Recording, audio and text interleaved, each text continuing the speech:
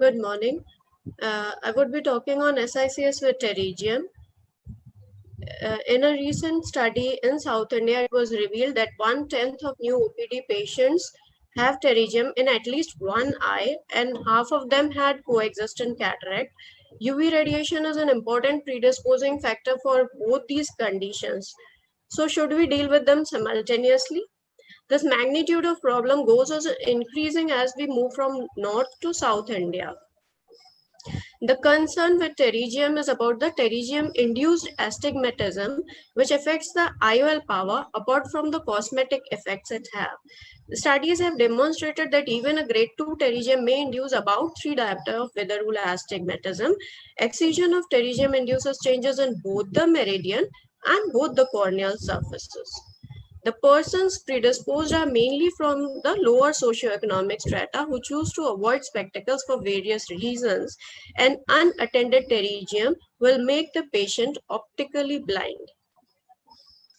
Now, what is pterygium associated astigmatism? It is the sum of pre-existing astigmatism and pterygium induced astigmatism. Both these factors, they are independent variates. Patients of more than 50 years, they usually have against the rule astigmatism, whereas pterygium induces with the rule astigmatism. In our case, series of cataract and pterygium of grade 2 and 3, most of the patients had with the rule astigmatism. This pterygium-induced astigmatism can depend upon the horizontal length, surface area, and the vascularity. We have different grading systems, the TANS grading and SENS grading, but overall the whole astigmatism will depend on all these factors combined, and a single grading can't tell how much astigmatism will be induced. We can measure the astigmatism with refraction, but if there is coexistent cataract, it is possible in few cases only. And the most important thing, that pterygium induces hemiastigmatism, so it is difficult to measure, and the acceptance of cylinder is further poor. So keratometry and topography are better. Keratometry detects astigmatism only in the central 3 mm of cornea. Topography is the best tool because it gives central as well as a peripheral astigmatism. In large pterygium, topography is neither feasible nor required, as sequential surgery is mandatory. What happens after pterygium surgery? The pterygium-induced astigmatism is reversible except if you have corneal scarring. We should do repeat keratometry after 4 and 6 weeks to look for stability of cornea. Usually after 6 weeks, the cornea stabilizes. But period required for stabilization may vary depending upon the grade of pterygium. The amount of change in corneal astigmatism will be positively correlated with preoperative grade of pterygium and the preoperative astigmatic value. More steepening is detected when bare sclera is performed as opposed to graft, and the mode of graft fixation has no correlation. Sequential has been proven to be better in cases of cataract and glaucoma and cataract and endothelial keratoplasty, and same remains true for cataract and pterygium. But we can choose simultaneous surgery in patients who have a small pterygium at limbus less than 2 mm, low or absent astigmatism, regular Myers-on keratometry, and regular central corneal curvature on topography. In simultaneous surgery, we try and save as much of host conjunctiva as possible. We dissect the pterygium tissue free and excise it. Thereafter, we harvest the graft from the superotemporal area after excision of the pterygium.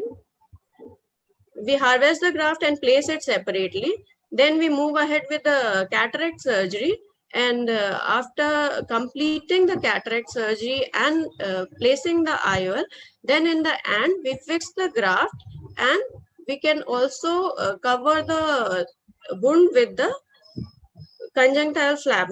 Harvesting a graft from the superotemporal area will actually not compromise the covering of the SICS wound with conjunctival flap.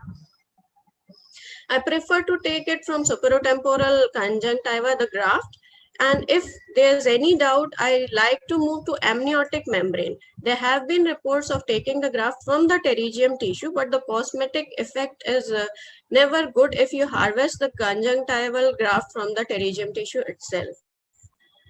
Regarding the position of tunnel, superior tunnel will ligate with the rule astigmatism to some extent. For double-headed pterygium, the approach has to be superior.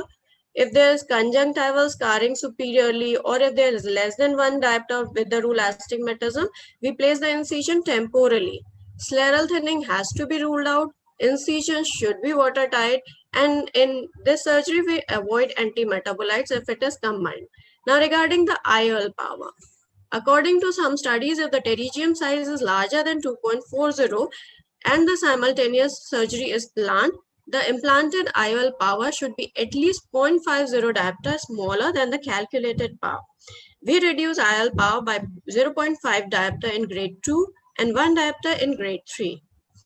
There are various regression formulas available for IOL calculation, and one can use them if required. Regarding astigmatism management, in simultaneous surgery, any attempt is avoided, and in sequential surgery, the rule is same as in any SICS. This is one of the case of sequential surgeries, which was TANS grade 3 and SENS grade 2.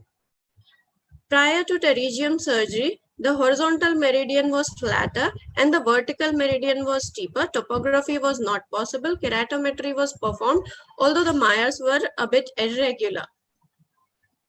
After performing the conjunctival autograft, the horizontal meridian became steeper by 4.25 diopter and the vertical meridian became flatter by 0.75 diopter, and the IOL power changed nearly about 3 diopter.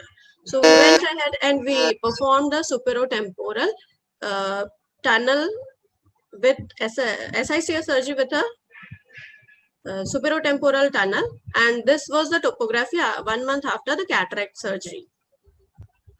Now, in conclusion, the sequential surgery is always better than simultaneous surgery as it prevents the postoperative surprises.